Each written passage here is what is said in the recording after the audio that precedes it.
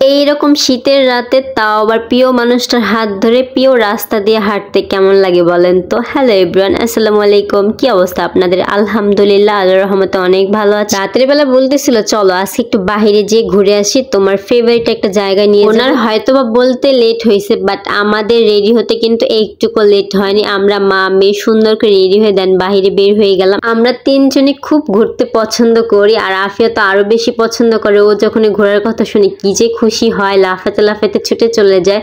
তো আজকে আমরা রিস্কার জন্য একটু ওয়েট করতেছিলাম, কারণ এই ভিডিওটা ছিল আমার হচ্ছে বিজয় দিবসের ভিডিও।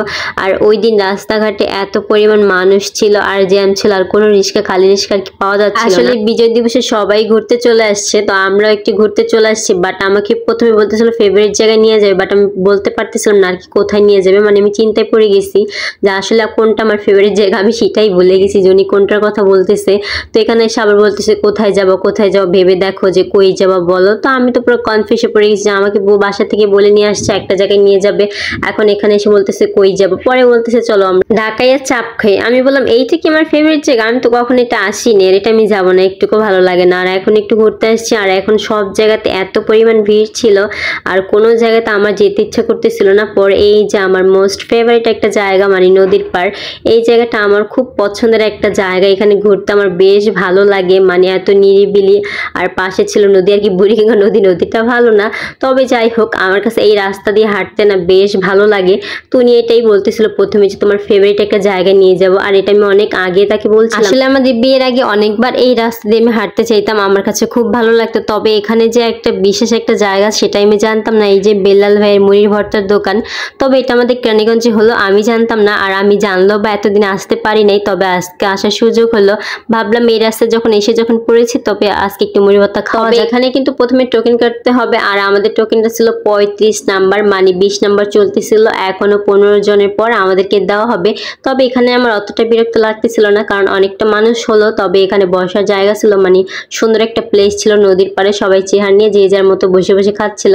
তো আমার এই জিনিসটা খুব ভালো লাগছে, নদীর পাড়ে বসে বসে খাওয়া দাওয়া করতে। আর আফি তো নৌকাগুলো দেখে এত খুশি হইতেছিল, বারবার আমাকে বলতেছিল তো নদীর পাশে নৌকাগুলি কি সুন্দর লাগতেছিল, মানে পরিবেশটাই অন্যরকম। তার পাশে বসে বসে মুড়ি ভর্তা খাওয়ার তো মজাই আলাদা। তো আমরা একটা প্যাকেজ নিয়েছিলাম আর কি, 2 জনের প্যাকেজ। তবে আমাদের কিন্তু এখনো দেওয়া হয় নাই, মানে 20 জনের পর দেওয়া হবে। তো আমরা তো অধীর আগ্রহে বসে আছি আমাদের মাইকে কখন ডাক দিবে আর কখন আমরা যাব।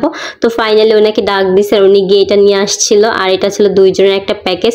তবে এটা কিন্তু ভরপুর 3 জনের কি খাওয়া যাবে। তবে আমাদের তো পুরো একবার পেট ভরে গেছে, মানে রাত্রে আর কোনো কিছু খেতেই হয় নাই।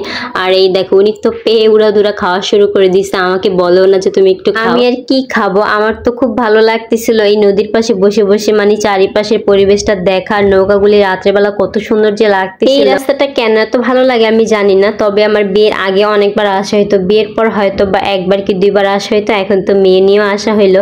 আর এখন যেহেতু মুড়ি ভর্তাটার খবর আমি পেয়ে গেছি, তো এখন প্রায় সময় এখানে যাওয়া হবে, আর গিয়ে হয়তো বা নদীর ফিল আর হচ্ছে গিয়ে মানে এখানে বসে বসে ফিল নিব আর খাবো।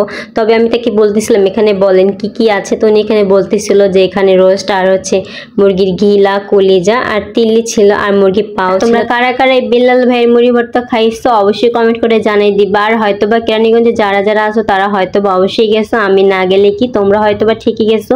তো যারা গেছো তারা অবশ্যই কমেন্ট করে জানাই দিবা। যাই হোক এখন তো ভাবছি আমি মাঝে মাঝে এখানে আসবো, এখানে এসে সুন্দর সুন্দর এই ফিলগুলো নিব, নৌকাগুলি দেখবো, আর এখানে মজাদার মুড়ি ভর্তা খাবো। আর প্রিয় মানুষের হাত ধরে যখন রাস্তা দিয়ে হাঁটা হয় না, সেটার ফিলিংসটাই আলাদা। আজকের দিনটা অনেক ভালো কাটছে আলহামদুলিল্লাহ।